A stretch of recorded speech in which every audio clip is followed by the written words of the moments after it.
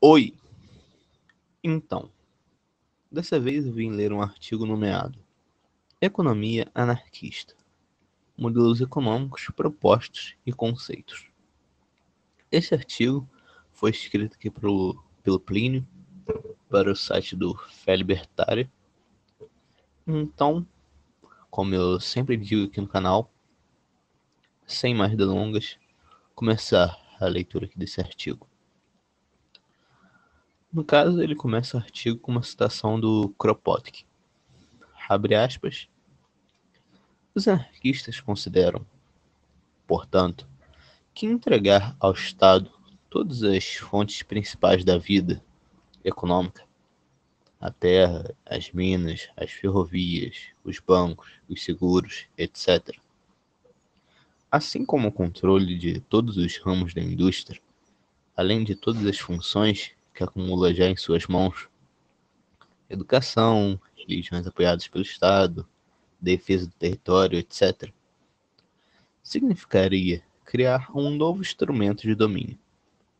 O capitalismo de Estado, de tipo socialista, só aumentaria os poderes da burocracia e do capitalismo.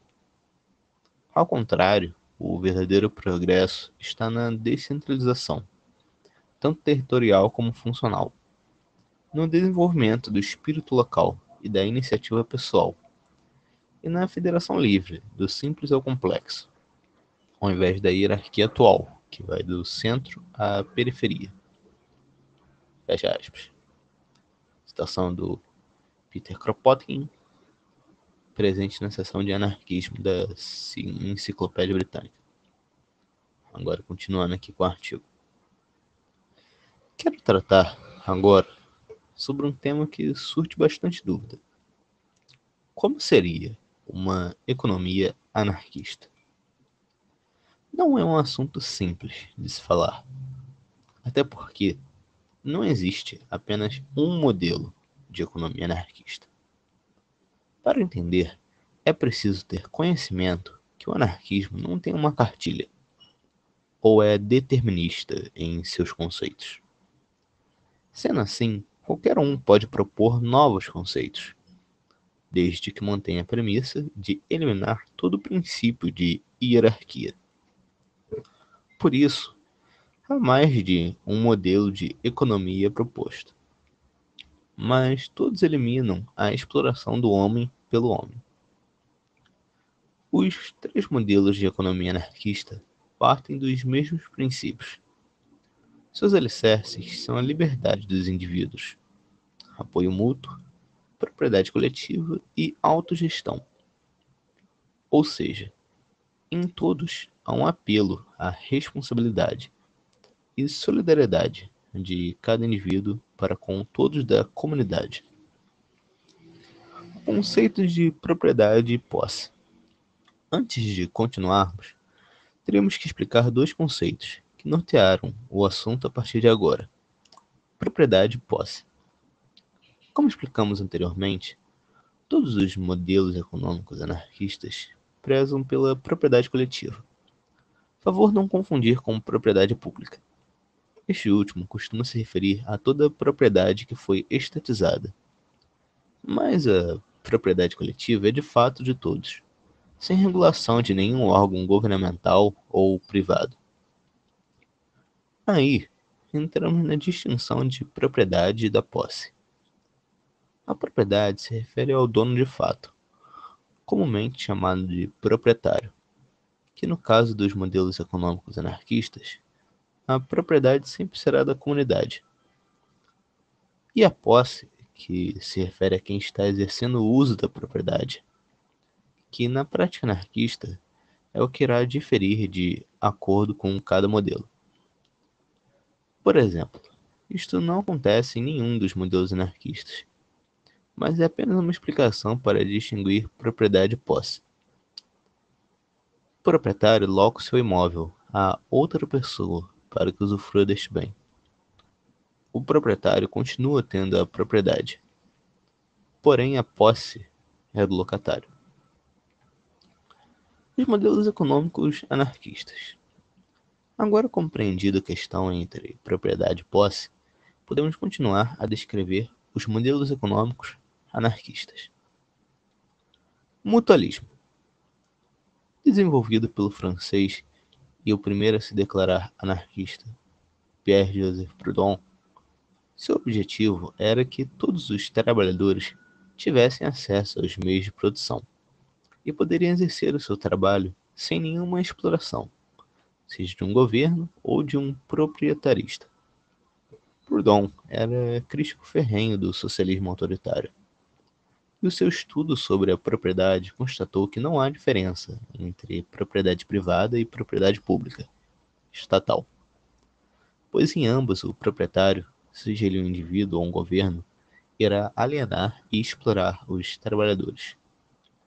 Proudhon defendia que o direito de ocupar a terra era igual para todos, e nisto ele se pauta muito nas ideias de Rousseau. E é daí que surge o conceito de posse do mutualismo, onde o indivíduo tem acesso à posse, mas a propriedade continua sendo da comunidade. Este indivíduo, no caso, só possui o direito de usá-la, e o que ele produzir é dele, o qual estará livre para trocar livremente, livre mercado, por qualquer outro produto ou serviço de outro trabalhador. Os produtores se organizariam e produziriam, e depois trocariam seus produtos e serviços livremente. Esta livre associação evitava a alienação dos bens de produtos, e poderia até ser criado um banco do povo para gerenciar isso e eliminar a necessidade do dinheiro. O produtor ofereceria o seu trabalho e receberia um cupom que descrevia o valor do trabalho exercido, o que Proudhon chamava de cheque-trabalho, o que funcionaria com a ideia básica do dinheiro, porém não poderia ser especulado, já que não possuía lastro em um bem, mas sim era pautado no trabalho. Coletivismo. Elaborado pelo russo Mikhail Bakunin, como ponto de algumas divergências com o mutualismo de Proudhon, para Bakunin, a propriedade dos meios de produção, distribuição e troca deveriam ser socializadas entre os trabalhadores. Ou seja, para Bakunin, a propriedade e posse eram de todos, e os trabalhadores exerciam livre acesso à propriedade para trabalhar. Enquanto para Proudhon, por exemplo, uma oficina estaria sob a posse do marceneiro, para Bakunin, a oficina seria da comunidade, e o marceneiro trabalharia na mesma.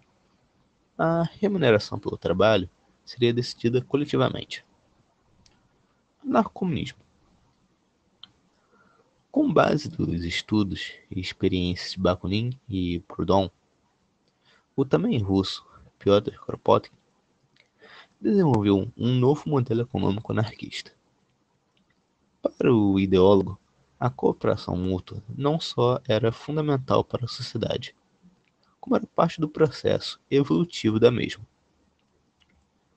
Para Proudhon, a anarquia e o comunismo eram equivalentes. Um levava ao outro. Kropotkin não concordava com os modelos abordados anteriormente, principalmente na questão da teoria do valor-trabalho, o qual discutiremos mais à frente. Para ele, o indivíduo deveria ter acesso aos produtos que necessitassem, e não segundo a produção pelo trabalho. O anarcomunismo fora colocado em prática entre os anarquistas ucranianos, conhecidos como makhnovistas, e nas comunas da Revolução Espanhola. Apesar de que na Espanha também foram permitidos que produtores, caso quisessem, mantivessem modelos mutualistas e coletivistas. Teoria do valor-trabalho. Como explicamos anteriormente, partimos do entendimento que todos os anarquistas, com exceção aos anarcomunistas, acreditam que riqueza só é criada a partir do trabalho, como é relatado na teoria valor-trabalho. E os modelos econômicos anarquistas também expressam este conceito. Sendo assim, a alienação e a especulação não ocorrem. Ou seja, toda economia parte do princípio que a riqueza só é gerada conforme o exercício do trabalho na produção ou na prestação de serviço. Ou seja, os valores dos produtos serão determinados pelo esforço e capacidade da atuação do trabalhador, e não na aceitação do mercado. Já os anarcomunistas como Kropotkin, alegam que não é possível determinar o valor do trabalho para produzir uma mercadoria, principalmente no que diz respeito às descobertas e desenvolvimento da sociedade, que são impossíveis de mensurar. E se estas descobertas são acumulativas, e a sociedade hoje recebe benefício do desenvolvimento de séculos atrás, então não teria como definir a produção usando tais descobertas como propriedade individualizada. Então é isso. Esse foi o artigo aqui do Plínio para o site do Fé Libertário, escrito no dia 30 de agosto de 2016. Espero que todos tenham gostado desse artigo. Achei um artigo um tanto quanto interessante, falando sobre coletivismo, mutualismo e comunismo. Espero que todos tenham gostado e até mais.